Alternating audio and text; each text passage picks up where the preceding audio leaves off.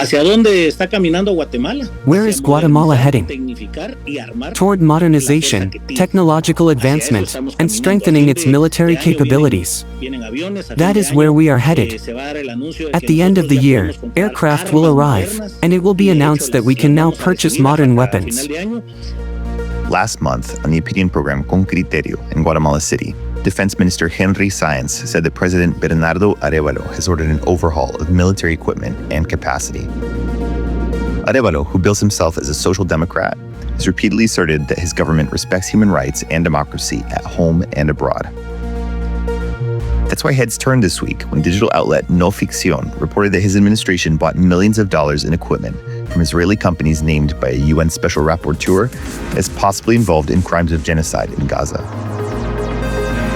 I'm Roman Grisi, the editor of El Faro English. This is our weekly podcast, Central America in Minutes.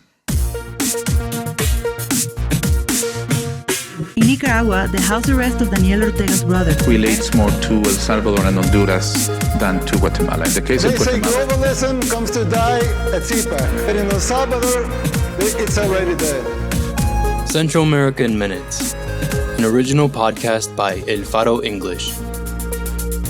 We'll get back to Guatemala in a bit. But first, on September 8th, Temporary Protected Status, or TPS, granted to Honduras and Nicaragua in the aftermath of Hurricane Mitch in the late 1990s, came to an end. The National TPS Alliance had filed an appeal against the Trump administration to prevent this from happening. They claimed Trump had violated the Administrative Procedure Act by ignoring current conditions in the immigrants' home countries and coming to a predetermined decision to dismantle the TPS program motivated by racial prejudice. But on August 20th, an appeals court upheld U.S. President Donald Trump's decision to end TPS for Nicaragua, Honduras, and Nepal. This left tens of thousands of immigrants who have been in the United States for decades without protection from deportation. Deutsche Welle reports that 51,000 Hondurans and 3,000 Nicaraguans will be left without protection after 26 years of legal residence.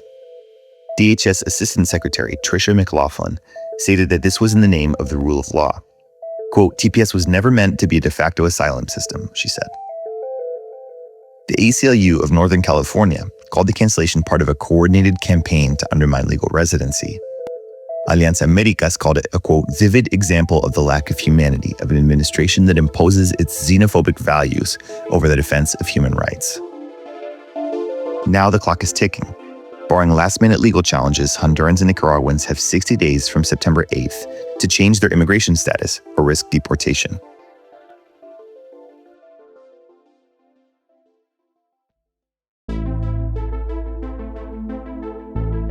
Now to Guatemala. On September 1st, the Constitutional Court dipped its toe into the criminal cases against leading publisher Jose Rubén Zamora.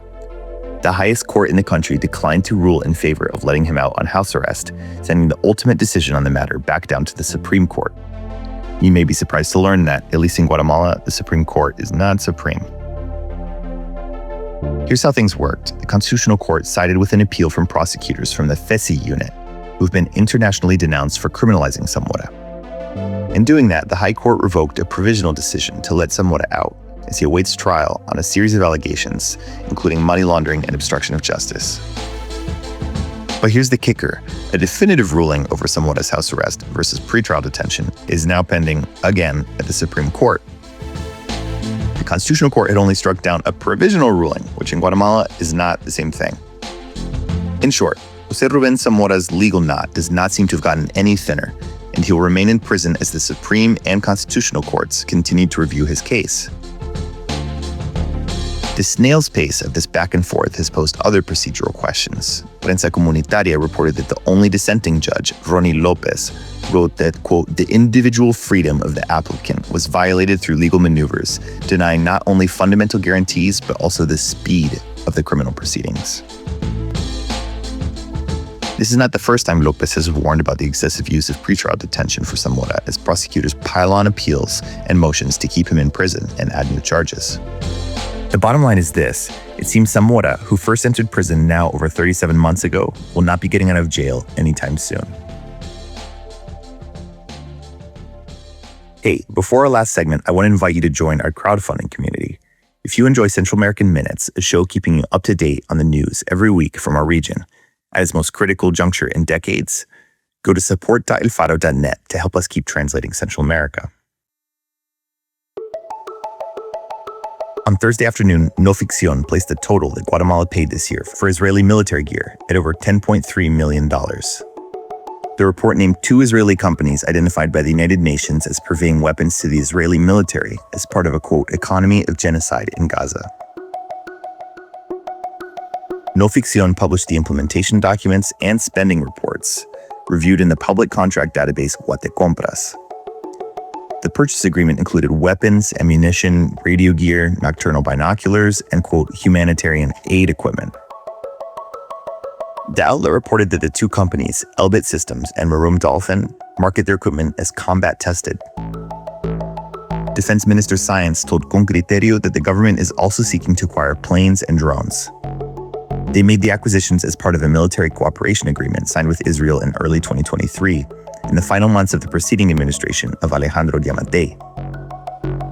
Correspondence between the Israeli and Guatemalan governments began in January through the Israeli military attaché in Mexico. 5 months earlier, in June, Francesca Albanese, UN Special Rapporteur for Human Rights in the occupied Palestinian territories, issued her report naming the Israeli companies. 1 week earlier, U.S. Secretary of State Marco Rubio announced sanctions against Albanese for, quote, spewing unabashed anti-Semitism and expressing support for terrorism and open contempt for the United States, Israel, and the West. And in February, the Trump administration similarly sanctioned the International Criminal Court, which has issued arrest warrants on charges of genocide for Israeli Prime Minister Benjamin Netanyahu, former Defense Minister Yoav Gallant, and now-deceased Hamas military chief Mohammed Deif. Arevalo knows Israel well. He held multiple top diplomatic positions there from the mid to late 1980s. And the 2 countries have a deep-rooted relationship. Israel maintained close ties with Guatemala in the late 70s, even after the United States cut off aid to Guatemala in 1977, citing gross human rights abuses. In 2018, former Guatemalan President Jimmy Morales moved the embassy from Tel Aviv to Jerusalem. As for Arevalo, while abstaining from some UN resolutions on Israel, he has called for a ceasefire in Gaza, expressed support for a 2-state solution, and expressed concern for the humanitarian crisis in Gaza, which has now tipped into famine, according to the World Health Organization. In Latin America, since last year, Chile and Colombia have withdrawn military attachés and canceled arms purchases, respectively, from Israel. Guatemala, on the other hand, has done none of this. Amid mounting international pressure, today it is Guatemala, not Israel, who is standing by the other. Thank you for streaming our weekly podcast, Central American Minutes. Today's episode was written by Juliana Ramazzini and me, Roman Gracier. Production and soundtrack by Omnium. Subscribe and share wherever you do your streaming, and stay tuned for the launch on Monday of the 5th issue of our digital magazine, Central American Monthly. Hasta pronto.